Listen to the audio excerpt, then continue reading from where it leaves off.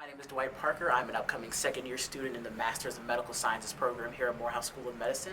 Why I chose Morehouse School of Medicine? I come from Chesapeake, Virginia. I went to undergrad at Norfolk State University and majored in biology, and I had always wanted to be a doctor, but I wasn't necessarily sure of the steps to get there. And while I was a little confused, a friend of mine who was actually in the same program I was in told me about Morehouse and how that they geared her up to get into the MD program here, and I applied. They accepted me, and ever since they've been fostering me and nurturing me with the information and the techniques needed to actually take my dreams of being a doctor into the actual living them out through an MD program here. And I can say that ever since being here this past year, it's been an amazing process. I was able to volunteer at heal clinics, learn from professors firsthand, and really build those relationships that are going to continue me on and help grow me into the future doctor that I want to be.